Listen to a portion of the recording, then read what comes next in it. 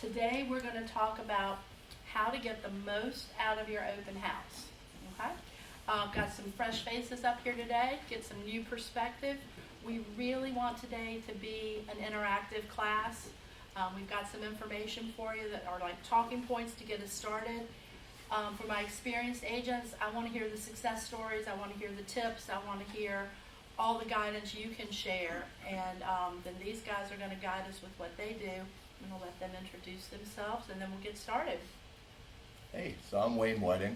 Been with the Spicer team since 2019, I believe. And yeah, what about you? I'm Brittany Shields. I train the new agents on the Spicer team. Been there for about 3 months now, and I'm 3 years into the business. Okay. So, if you were here last week, we had the top tips from the top agents in hometown. The last tip was from Matt Giroux, number one agent in our company. And at first I was like, wow, he's stealing our thunder. He's like done the whole open house class in this 2-minute video. So we're going to actually start with that, and I want you to listen to it. I've made some points that we're going to then dive into deeper because he really did kind of summarize everything about an open house from start to finish. Hey, good morning, hometown. It's Matt Giroux, just dropping in. Wanted to give you a couple quick seconds of some thoughts on how to maybe get new leads and retain old leads. Open houses, I think, is one of the best ways to meet people. Sales is a contact sport, so you need to meet and greet at these open houses. Some of the angles that we've done over the years have been to stay consistent in the neighborhoods that you are doing open houses in. And before you do this open house, study the surrounding houses in that little neck of the woods and get familiar with them. Maybe pull those up, and 10 minutes before the open house, you would go through those and kind of understand, what streets they're on, kind of this one's got a garage, this one's got a patio, the pricing differences, and so on and so forth. And that way, when you meet somebody at this open house, you don't necessarily sell them the house that they're meeting you in. You are sharing with them different homes in that area at similar price points that they may have an interest in. And that's how you get somebody's information. And once you get their information, you should follow up and thank them for coming through the open house. And then you should try and find things that are similar to that house and the houses that they said that they liked or they looked at or they favorited on Zillow. Create a search and with their name on it that comes to you every morning at 8 a.m. And when things pop up that may be of interest, just suggest those things to them. And as you do that with, let's say, 5 people or 10 people or 20 people, what you're going to find is that, you'll be selling houses, every so often. And that's one of the biggest keys that we have done over the past decade that has been very effective at finding clients and, retaining them and hopefully getting some, referrals in the mix. So anyway, share that, and hopefully that's helpful, and wish you well, and yeah, have a great week. See ya. Okay. Like I said, a ton of information in that 2-minute clip. These are some highlights that I made note of, and we're going to dive into these later on today. He says you do an open house to get new leads, meet new people, and to hopefully turn them into old leads that you can retain. He said sales is a contact sport. How many people you talk to. He mentioned consistent neighborhoods, becoming the expert by looking at comps, using all this information as a reason and a way to follow up and get them in your database for more follow-up. The other thing I just wrote down, he said get those searches that you set up sent to you at 8 a.m. That doesn't mean you want them just sitting in your inbox at 8 a.m. That means you're sitting at your desk ready to start making calls, right? All right, so we're going to dive in. We're going to split it into a couple areas. Preparation and promotion, and execution, and follow-up. Okay, so kind of get your brain thinking that way. I found some other information that I'm going to send out to everybody. It's from our +1 training program. we did a whole class on open house in that as well. And that starts by saying it's not the open house that generates the leads. It's the preparation, and I would add the follow-up that generates the leads. Okay, so just keep that in mind. Because why do we do open houses? Right now, if somebody came up to you and said, why do you hold an open house? What do you say? Put my name out there, find clients. Okay, good. Is it to sell that particular house? No. Not necessarily, right? That's a mechanism you're using to meet people. I'm sure most of you have seen from your manager at some time, we've got that sheet. I give it to every new agent when we bring them on. 10 ways to get 12 deals. And it says if you do these consistently, you will get 12 deals. Well, one of those is open houses. And it says do 2 open houses. Oh, does it say a week? No, it says do an open house every week. So if you do an open house every week, that's, and take some vacation, 48 open houses in a year. Now think about that. If you held a house open 48 times, do you think you would meet 6 people that want to buy and sell? There's a good chance, right? And that's what you need to get 12 deals, is to meet 6 people. I think too often we go into it with the mentality of, I'm going to try open house. I'm going to do it here and there. I'm going to have one where no one shows up, so therefore open houses don't work. You've got to get all those things out of your mentality, especially as a new agent. And I think this is the single best way to start generating leads. Because when you're young and you're new, you've got to meet as many people. Like you said, contact sport. This is the best way because, yes, you're going to have people coming through an open house that are just looking for decor or they're just curious. But if you can know how to talk to these folks, you still might find that there's some reason you can put them in your database, either as a referral source or maybe they want to get more information on selling their house. So you've got to switch your mentality and think about it as this is the tool to get me to meet people. One thing that Wayne does, and I'm going to put him on the spot a little bit here, I've seen some new agents that when they come in, they do their first 5 open houses and nothing comes from it. And similar to what Cindy just said, like it's super easy to spend, 10, 15, 20 hours on something and not see success. But Wayne tracks his success rate on how many open houses he has to do to get one pending closed deal. So I think just like putting those numbers in so you can see like, okay, I know right now maybe this open house is dead, but I know it's one of 8 that I have to do to get my next client. So I think that's really helpful on the consistency.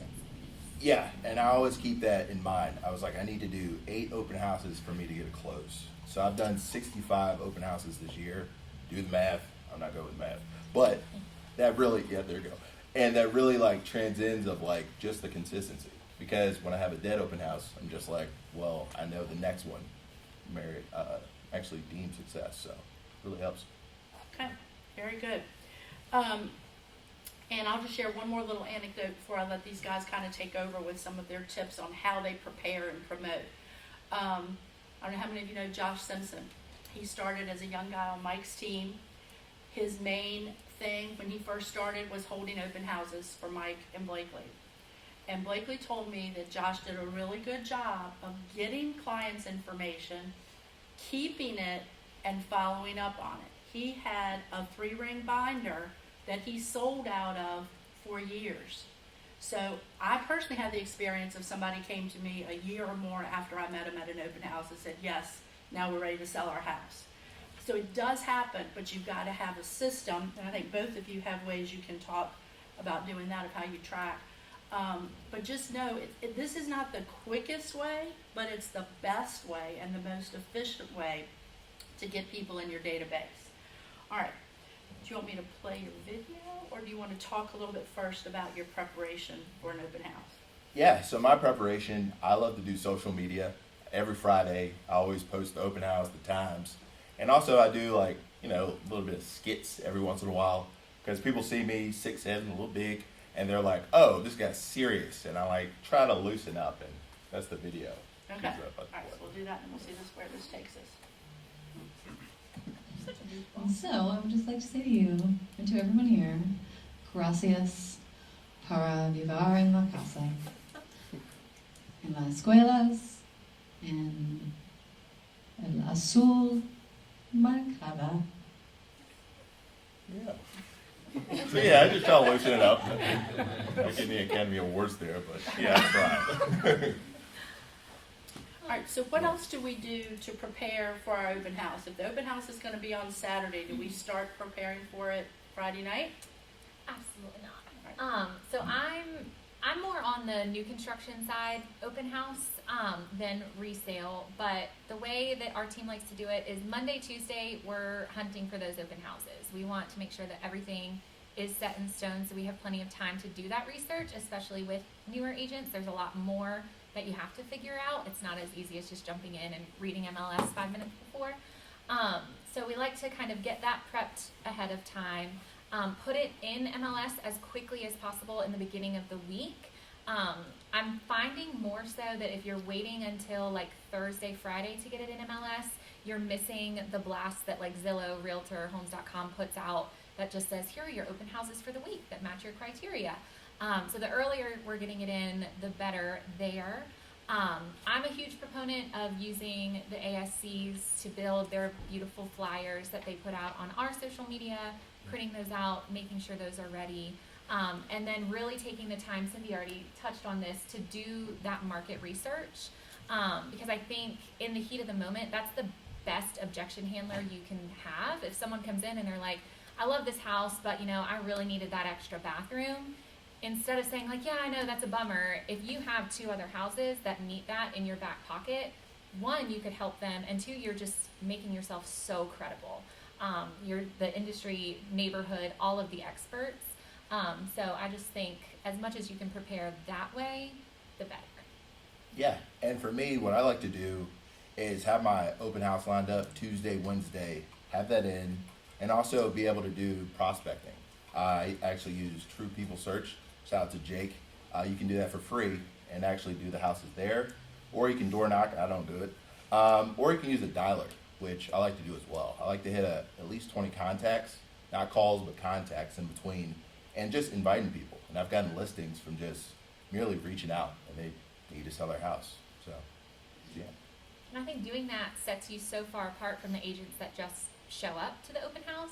So if you have someone that goes to an open house 2 side by side, are they going to go with a listing agent that they know is going to make all of those contacts, promote their house, or the one that just showed up with balloons 5 minutes before?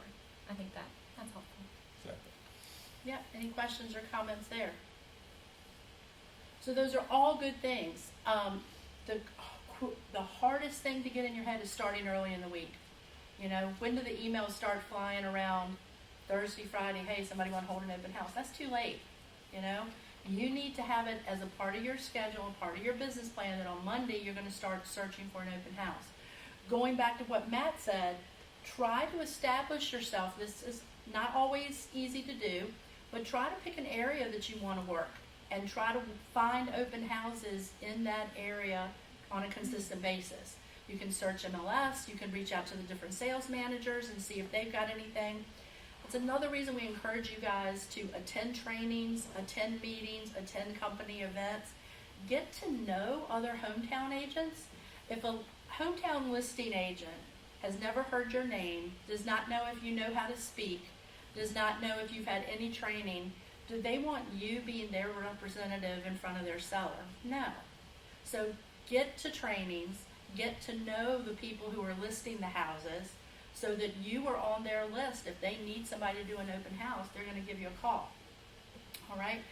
Can't stress enough doing the market research. And part of that is just touring the house you're going to be showing. I mean, I've heard horror stories of somebody asking how many bedrooms are in a house to the guy holding the open house, and he told them the wrong number because he hadn't walked through the house. I mean, you don't want to be that guy. You want to be the person that knows as much about that house as possible, and the competition, so that you can say, like if they say, oh, well, this one is only priced at this, then you can say, oh, but this house has the garage or has the patio or has whatever. It's going to make your reputation just look so much better in front of them. I think with that preparation too, one thing I'm a perfectionist. I like to know everything. I think that's why I like being in a new construction house, because I'm in the same house and I know it like the back of my hand. But I think it's okay to not know the answer to some things. You can study up as much as you want, and then someone's going to come in and they're going to say, what is the brand of the unit in the crawl space, and you're going to have no idea. So I think as long as you have a good, like, confident way to say, I'm not quite sure, I don't want to tell you the wrong thing, but let me find that out for you. Let me get your contact information so I can follow up with the seller and get back with you. I think that's huge too. You don't have to know everything, but you have to be able to deliver that information confidently so you don't kind of just lose all of that credibility. Yeah, and I've probably gotten a quarter of my contacts from saying like, let me get back with you on that, and just kind of in their information, reaching back out to them and just having the lead, having the contact, and going to the next step. Yeah, 'cause we'll dive into that a little more, talking about the execution. That is your goal of an open house, is to get information, get contact information. If you talk to 5 people and walk away with no emails or phone numbers, you haven't accomplished anything that day, okay? So we'll talk about that a little more. Forgot I have one more of Wayne's videos that we'll play, and then we'll keep talking. Hi, how are you? Back it up, back it up, back it up, back it up, back it up. You have a wristband? No. Why you take it in? You need a wristband. For the free? No, I'm not gonna mess with you for the free. I don't even know you. Please. No. Please. Oh wow, we just needed one, but yeah. So I'm going to wrap up a couple things on preparation, then we're going to go into this, because this is kind of execution, like we were just talking about. If you've heard them, what they've been saying, if you heard Matt, do some door knocking if you're comfortable with that. If not, put flyers in mailboxes, 10 on each side, 20 across the street. Use the phone dialers to call and leave messages. Don't get discouraged if 3 neighbors come by. I hate when I hear an agent say, oh, it's just nosy neighbors. You've got to learn how to talk to that nosy neighbor to see if you can turn them into maybe a listing source or a referral source. So, Yeah. Excuse me. No, go right ahead. I used to hate when the neighbors used to pop up. I'm like, golly, nosy Nancy coming on in. But I started to like just change the mindset and actually lock in on, why are you in here? Are you looking to list your house? Are you looking for ideas? So I would say be optimistic when they come in there as well. Don't just have a negative mindset how I used to have. So yeah. Yep. All right. So with that, let's go into talking about what do you do while you're there. As I said, I will send you all this information later. Let's talk a couple more logistics. Signs and balloons are important, okay? It's silly, but the balloons just draw attention. Take the time to do it. Every office has helium tank and balloons. Just plan it in your schedule. Rick, I'm going to jump ahead to your signs. There we go. Talk about these a little bit. So these are brand new. We actually saw the idea, I think it was the last Hometown U class, of where I think Dean was saying that back in the day someone just went and put their signs all over. So we figured this was a way that we could do that but still have a purpose too. So especially when you're just starting out, you may not have listings, you don't have a way to get that name recognition going. We just thought that this would be a good idea to get your face out there, get your name out there, and still serve as directionals to the open house, but get a little bit more branding there for you as well. Okay. So in addition to these, have your lead-in signs. And so that means you've got to be familiar with where the house is. I'll admit, as a new agent, I messed up more than one time. I had my one little lead-in sign or my 1 yard sign, and then I realized, oh my gosh, there are 6 turns to get back into this house. So check that stuff out. Also check out the condition of the home. That's not the right word I want to use. But the story is, my brother Mike sent me to do an open house. Didn't tell me it was vacant. Didn't tell me that the utilities were turned off. Mm-hmm. So I was not prepared to sit somewhere, or stand somewhere rather. I think I had a camp chair in my car that I brought in, but for 3 hours with no bathroom. So, just know where you're going and be equipped for that kind of thing. Have the proper signage, have the balloons, do all of your pre-marketing. All right, so now we're there. Brittany, I'm sorry. What are you doing with the white blank at the bottom? That'll be where it's like Saturday 11 to 2. That's where we'll write Are it. you're writing them? I haven't decided decided yet. I'm gonna see how they feel when we get them. I'm not 100% sure that they're not like from a scam website. It felt a little weird after I hit submit. But I'll let you know. But I mean, I know Labs made a bunch of like the Velcro ones, which I felt like was really nice. I think there's nothing like on my end where I like everything to be nice and neat and tidy. There's nothing worse than like having to rip off 17 pieces of paper and then you find 6 more underneath. Like, so I think the Velcro is really helpful if you can get it nice and sturdy. Or just laminating and dry erase markers may work. I don't know how those are going to hold up in the rain very well, but I love the Velcro. Yeah, you want it to look professional. Mhm. Don't do the cut out a number 2 and stick it on a sign. That doesn't look too great. All right. So we're there. Do we show up at 1:55 for a 2 o'clock open house? I like to do 15 minutes beforehand, just to kind of look around, make sure water's not running, and make sure if anyone's there early. I try to just like chat it up as well. I don't say, hey, we start at 2, stay in the car. I'm more of like, hey, why are you so motivated? Let's talk about it. So that really helps. I think when you're newer, probably 15 minutes may be a little tight. Wayne's been around the block a couple times. Oh. I think when you're newer, 25 to 30 minutes, just because lock boxes don't open. I mean, keys can be missing. So the more time you give yourself to make sure everything is good, lights are on, everything's ready, the better. Yep. Dean had put this together that I'm sending out, and just a couple of housekeeping things. Make sure the temperature's comfortable, open the blinds if you're necessary, but always put things back the way you found them. And I know I've been in an open house and maybe they forgot to dump the trash, something was, stinky, so you do want to get there early to make sure the house is in its best condition, but you also want to leave it as good or better than you found it.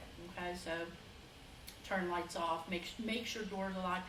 Can't tell you as a manager how many angry people I get calling that so-and-so left the back door unlocked, and it may not have been you, it may have been somebody else, but just take care of the property, have that the way you would want your house taken care of. I used to have a little bag that I would bring with me, and it was just kind of like my go bag, and I had a candle with matches. Actually, one of Cole's listings that I held open taught me to bring batteries for fire alarms, so that way that's not going off the whole time. And that bag will grow as you experience different things, and then you'll never need the same thing twice. But I think having something that you don't have to think about, one less thing that you have to plan over and over, you just kind of grab it and go. I think that can help with a lot of the day of issues. Yeah. And one other kind of etiquette, if you are there and it's not your listing, be polite. You can leave a note thanking the seller, but do not get into any discussions with the seller. The seller is the client of the listing agent. So you can listen to their questions, but you can say, hey, I'm going to get with Cole, and Cole will get back to you with all of these. In addition to that, do it promptly. There is nothing worse than being the listing agent and having the seller call, say, hey, how many people came to the open house? How did it go? And you as the listing agent go, I don't know yet. And it's already late Saturday night. So do your follow-up promptly with the listing agent. Direct all conversations to the listing agent that are about terms, pricing, all of that stuff. Okay. I'm just going to read to you real quickly a brief script. This kind of ties in with your promoting it before and when you're there. Hi, my name is Cindy with Hometown. I'm trying to get the word out about this house I'm holding open. The house is over on Maple Street. It has 3 bedrooms, 2 baths. It's listed at $495. I was wondering, who do you know that would like to move into the area? And then we've got our whole list of questions. And these are all things that you can ask while you're there. And I'm going to let these guys kind of talk about their style when they're there. But remember, you want to be asking questions, okay? You don't want to be Vanna White showing them around the house. You want to ask questions that get to why they're there, what their motivation is, their timeline. What's question number 1? Do you have an agent? Yes. A lot of agents get burned because they don't ask that, okay? Are you working with a realtor? I would say, if they say yes, ask them who it is. If they can come up with a name, then most likely they do have a realtor. If they can't, don't insult them, but kind of keep pressing. They probably don't have a realtor, okay? So keep working to try to come around to where maybe you can be the one to represent them. And I think it's a courtesy. Don't just turn off if you hear they got a realtor. I get that a lot too. Oh, everybody that came through had an agent. Okay, maybe you didn't pick up a lead this weekend, but you can still build relationships. I used to call their agent and say, hey, Mr. and Ms. Smith came by. They seem to really like it. Let me know if there's anything I can do to help you out. Okay? Now, if that's your listing or your site agent, that works. If you're the listing agent, don't do that. Because you can't get in the middle of that. But I do at least let the agents know. I think that's a nice courtesy. Your client came by, they seemed interested, just wanted to let you know. Okay? Now the goal when they're at the open house, like I said, is to get contact information. It is to try to get them to the next step. I think that's mainly with new construction, and I'll let Brittany talk about that in a minute, know what your next step is. And it's a little different, but it's also the same. Let's say somebody walks in and they're not represented, and they're looking to buy. What do you think the next step is? Pre-qual. Who said that? That's exactly right. These couple of scripts you have to be ready to talk about. The buyer pre-qualification and the seller pre-qualification, because you may have a nosy neighbor come through. So I'm going to let you guys just kind of chat about how you get into a conversation with people and how you get to these important qualifying questions.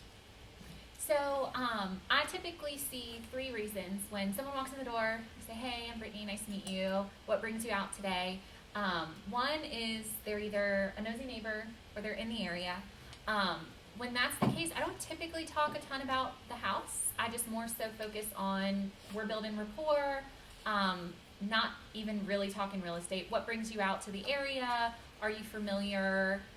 Let me tell you about my favorite place if you're hungry and want to go stop somewhere after lunch. So if they're just nosy, I don't write them off. I have to be sitting there anyway, so I might as well have a good conversation with someone rather than just letting them run around the house by themselves. 2, this is specific to RCI houses, but a lot of times people come in and they're like, oh, I'm just here for design inspiration. Sometimes in neighborhoods I get that too of like, oh, I wanted to see how they decorated this floor plan or something like that. That's a really unique opportunity, especially at Hometown. I say, okay, are you doing like a full reno, or are you just like going to World Market this weekend and wanted some ideas? If they're going full reno, sweet, I have a solution to that. Here's Additions Plus, here's Steven's business card. I send those out like candy. Got a couple that have come back and they pay commission, so that's really nice too, that even if they're not buying a house, that's still a way that you can get some business out of it. And then if they just want to look at designs, we have a fantastic designer.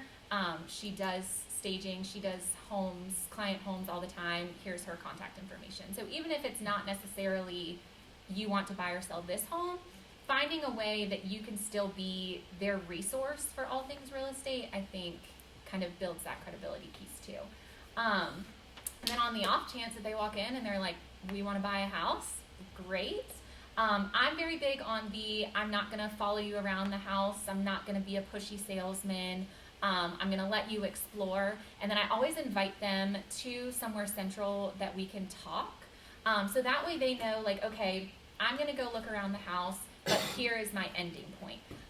There's nothing worse, and I've heard some stories from our agents even this weekend, that they went to an open house, they really vibed with someone, but they got caught talking to a nosy neighbor and they snuck out before they were able to get contact information or something like that. So I think putting a solid end, once you're done, meet me at the kitchen table, kind of gives it a full circle moment. And then at that point, I'm asking those questions. Do you love this area? Did this house intrigue you? And kind of really digging into what is the motivation of coming out if they are looking to buy or sell. So that way I can offer up those options if this one doesn't necessarily work out. Yeah, and for me, I like to kind of like linger around in the kitchen. Like I let them roam. I don't really follow. I'm too big. I'm not going to follow you. And I just kind of spark that. So how'd you find the house? So that kind of helps in a 2-part in a way in which, did your agent send that to you or did Zillow send that to you? if it's Zillow and they're excited and they're just starting, it's a great time to like get their contact information. If they have an agent, you still can like, show the house and promote, because you are there to promote the listing at the end of the day. But you can take care of yourself as well, getting a buyer or seller. So yeah, those are my tidbits. So Brittany has her home buyer's guide. I guess, is that it? It is, yep. Okay. So we have these printed out at our open houses. Just again, I think I've said the word credibility 700 times today. But just so it's kind of something tangible, I can't tell you how many business cards I've received that then just go into this black hole in my center console. But I feel like this is a little more, it has information, especially for those first time buyers. It gives them steps, things that they could be intimidated about. Coming to the open houses and seeing the houses, that's the fun part. But the stuff that actually matters, the stuff that's going to get them to closing, is what's daunting and scary. So I feel like when it's all laid out, it can be a little bit better. And then I have our local lenders, shout out Corey, that we also have here. I like putting the faces to the names because I think sometimes lenders can be very like phone call, and it loses that personal touch if they don't see the face. So I think when you see their smiling faces, the lending process gets a little less intimidating as well.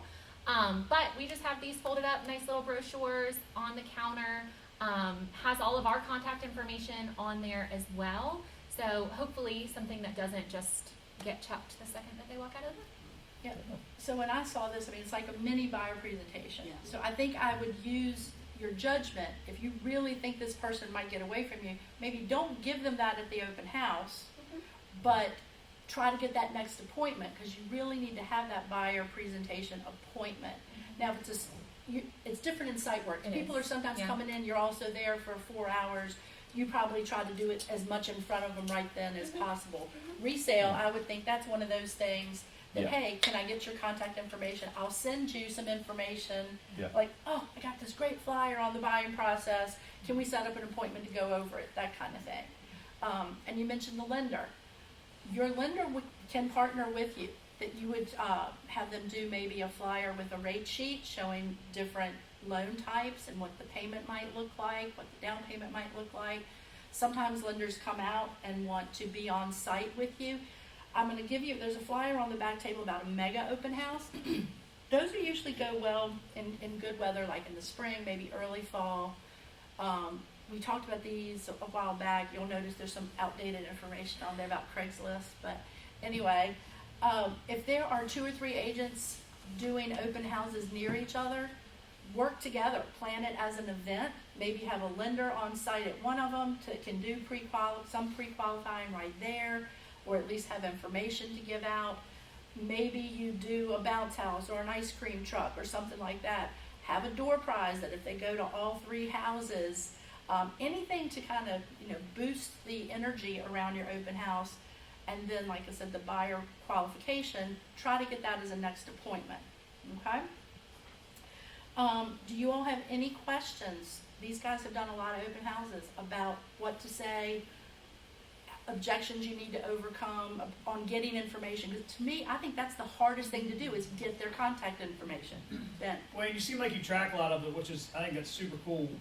How much do you think, how many buyers versus sellers have you gotten out of open houses? Like, do you get more listings out of open houses or more buyers from open houses? This year, it's kind of been weird in a way, because I've gotten a lot of sellers like looking around, what can I do? So I've been able to get the listing and also the buy side. It's a little different with the contingencies and whatnot. That's what I was wondering. But yeah. I think there's a misconception where you do open houses to get buyers. Exactly. You get a lot of listings from open houses. Yeah, exactly. And that's what really kind of started me doing listings more. Yeah. Just doing Cool. open houses. Awesome. And that reminded me, I forget who shared this, but somebody said they used to do like a special open house, maybe Friday afternoon, like a happy hour, and just invite the neighbors. That was me. Was that your idea? Yeah. So you make it seem more exclusive. It's letting the neighbors come in, but it gives you a chance to talk to people about possibly selling their home. So I always had success doing that. On a Friday night, doing just a neighborhood open house. Calling them, letting them know, I'm just doing this for the neighbors. I think that's a great idea. And you didn't know that about that. Like our team likes to do like whenever your open house is, say it's Saturday 2 to 4. 1 to 2 had to be prior for just neighbors. You can hand out flyers in the neighborhood before, and then that way they come 1 to 2, then 2 to 4, and you haven't really wasted a whole nother day. You know what I mean? It's just like an extra hour. Yeah, that's So great. That's nice too. That's great. Because, yeah, I can tell you guys, working with those sellers is a lot more fun than working with the buyers. I pull stats for our office every week, and we run 2 to 1 out of our office. Our deals are like 2 times as many sellers as we have buyers, and those people with the listings are the top producers in the company. So, you know the old phrase, you got a list to last. When you're starting out, and always, you work with everyone, but if you can get sellers out of an open house, that's awesome. All right, let's move on, unless y'all have any more questions. Any more things you have trouble getting information? Alex does a really good job. He has Open Home Pro, which is like an app that I think feels a little less intimidating to folks than like the handwritten sign-in sheet. One thing that was big, I can't remember who said it to me, but if you're just passing out your business cards, in the beginning I thought that was like, oh my gosh, I gave 10 business cards, 10 people, like they're all gonna call me, and no one calls you ever. So if you're not getting that information, Cindy said it, like you just kind of wasted an afternoon. So I think that really lends itself well to the follow-up because they're already there. It's in a nice, neat area. It's not in your CRM because you don't want to overrun your full CRM with just randoms that you met at open house. You want them to kind of have to graduate to that database. But I think it's a really good way to kind of organize what people are coming in and out. And yeah, for me as well, I don't have the app. I'm more of like in your face, hey, just put your contact information in there. So it's like I'm not mishearing what they're saying. Mm-hmm. And if they, truthfully, if they give me the wrong number, they don't want to work with me. If they give me the right number, and I also ask for a follow-up as well, when would you like me to follow up with you? And that's really worked, and it's really helped me this year as well. Just asking, when do you want me to reach out, instead of being like immediately. Although I do send a text, like the intro myself. But like just to see like, what are you feeling? So it's really helped. Yeah, I've heard multiple people say that app on an iPad works really well. Mm-hmm. I think it depends on the demographic you're selling to. Mm-hmm. I did a lot of 55 and over. My gosh, they wouldn't go near an iPad. They also didn't even want to give me, and I was their age, they didn't want to give me their information. They were really skittish about that. So a line that sometimes worked for me is, hey, if I just need a list of who came through the house today. If you were a seller, wouldn't you want to know who came through your house today? You know, can you help me out there? The seller just, wants some information. That's what I always do. 90% of the time, I don't have them actually sign in on my iPad themselves. I'll just say, do you mind if I get you checked in really quick, and just get their name, number, and email. Yep. And Brittany talked about the scenario of getting tied up with more than one person. Mm-hmm. Hasn't happened as much here lately, but 2 years ago you were hearing about 30, 40 people at an open house. If you know you've got a hot property like that, there is no reason there can't be 2 or 3 agents there holding the open house. You're going to get the same results if you only get to talk to 10 people if you have 2 other people there helping you out. Okay? So any other unique or different ideas about what to do during the open house, how to get the information? I think one other thing, I don't know if this is jumping ahead, one thing that I'm really big on, and model hours are 11 to 5, so I got a lot of time. Even if no one comes, if you have a to-do list so you're ready to go, that makes it feel productive, and it kind of takes away the temptation of just like turning on Netflix or something like that. So we're really big Buffini buffs. So I'm always have my note cards ready, got call lists ready. So I think if you can, even if no one comes, still make it productive, I think that is the most important part too. Yeah, and I never just take an open house for granted. Like I'm still doing something while I'm doing it. I'm not necessarily being like, oh man, no one showed up. I'm like, all right, this is the perfect time to do some follow-ups. So yeah, you can knock it out there. We're not going to really go into this, but you can see Brittany is very organized. She has a color-coded way she keeps track of her people. You do need a way to keep track of these because we're going to go into talking about follow-up, okay? you want to have something that you can build on. And I forget, I don't know if Matt said it in that video or if I've heard him say it another time. You don't just follow up with the people you met 1, 2, or 3 times. If you get anywhere with them at all, put them in your database, and they are somebody you are inviting to events. You are sending them a mini CMA, or if it's a seller, or you're sending them a house that pops up that kind of met, what they were looking for. You want to try to mine this. Like I said, Josh Simpson sold out of a 3-ring binder for years, just from people he met at open house. So you've got to have some sort of system.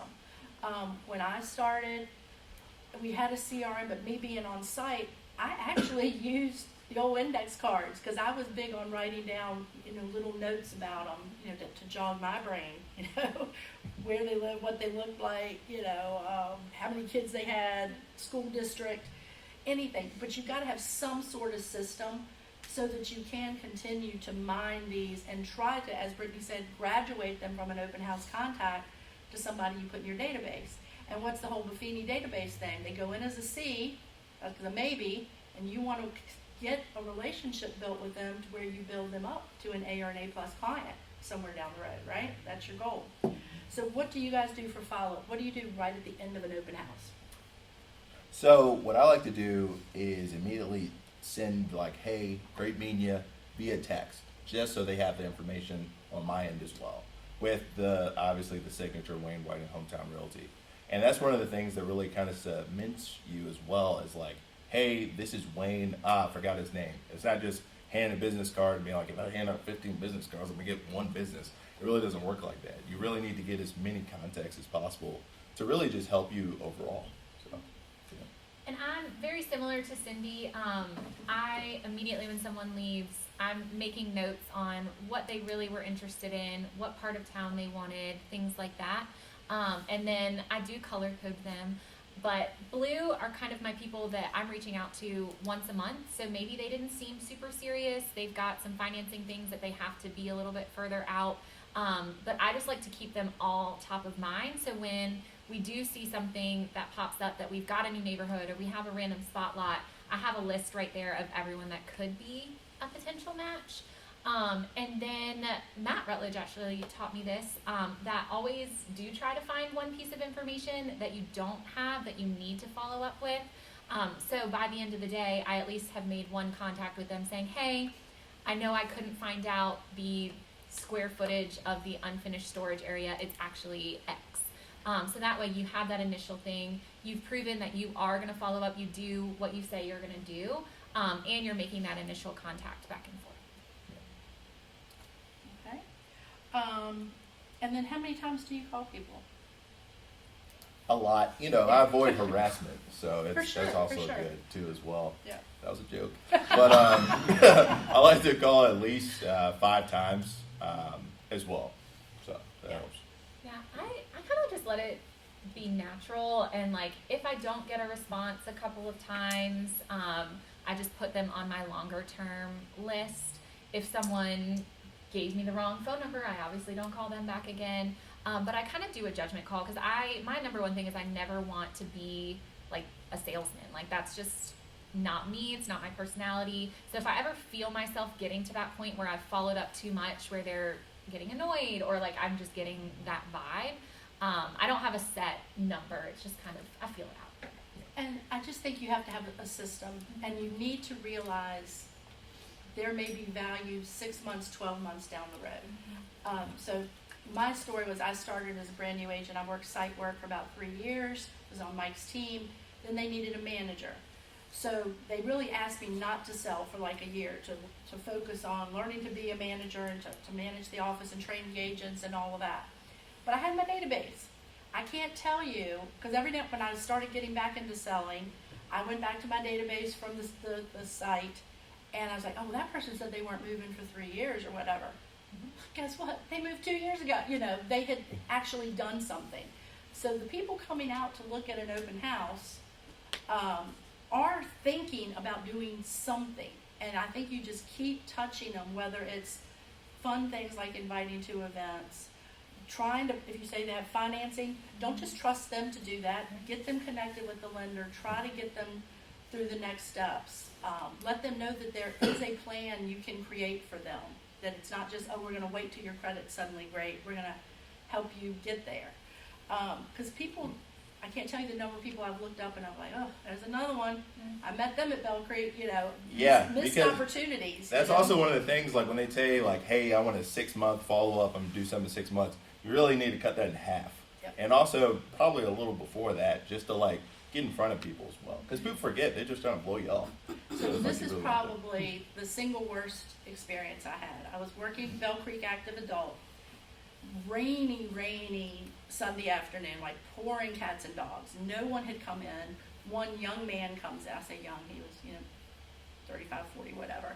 And he said he was working here, family was still somewhere else. He was just starting to check out neighborhoods. They wouldn't be doing anything till the end of school or whatever. I said, well, sorry, this is 55 and over. This won't work for your family, but I can get you in touch with all these other builders if you're looking for new construction. I can send you things this afternoon on current resale so you can get familiar with neighborhoods. I followed through. Like I said, nobody came in. I sent him an email that afternoon with a bunch of information on properties. Found out he had left my model, gone to the Ryan Holmes model, and went under contract that day.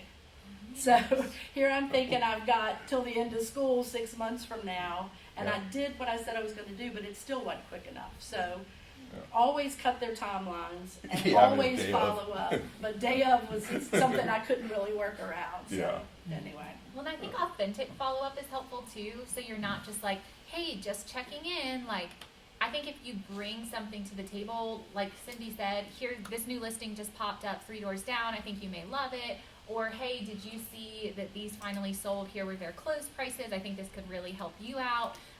Just kind of bringing value and bringing an update rather than just kind of going to them with your hand out like, please give me business, just providing value instead. Yeah, and they can sniff that out too. Yeah. Like you want to have like a good point of value. Mm-hmm. So, yeah. Can I follow the slides? Is this one of your notes, Brittany? Oh, yeah, this is just a postcard. I work in Vinatera out in New Kent, super bougie neighborhood, and just kind of giving them not just like, hey, give me business, but hey, who do you know that could be a good neighbor? And also pointing out, a lot of the times in site work, people don't realize that you can do resale as well. So just making sure that I also highlight like, hey, I know this neighborhood. I have people that are coming in all the time. I would be a great resource if you do want to sell because I have buyers that are actively looking. So just another way to get people motivated, excited. And I've had quite a few people come to the model after getting this. Yeah, so that's key. That's one thing when I don't ever care if you're working resale or site work, at least have that conversation with them to explain what you do and what you offer. They may not know that you can list houses. They may not know that you have connections to new construction, or they may not know if you're new construction that you can sell resale. So at least try to explain what you bring to the table and see if any of that fits with them. I mean, I think we could keep going, but it's all the same stuff, right? Yeah. Any more specific questions, comments, things that have worked really well for you? All right. Well, I appreciate you being here. I think you need to just remember it's not the 2 or 3 hours you're there. It's what you do before and after that really makes open house. And doing a lot of them, at least when you're getting started, till you get that database built up. And, well, I mean, Jerome has made his whole career off of this. Mike shared the story yesterday that he was eating lunch at Hill Cafe. Is that in Hill? And he looked out the window. Jerome's knocking doors with flyers right down the street for an open house they're going to hold. So, I mean, it can be your whole business. I mean, he's made a wonderful business off of doing this. Okay? Well, thank you guys. I appreciate getting some new perspectives.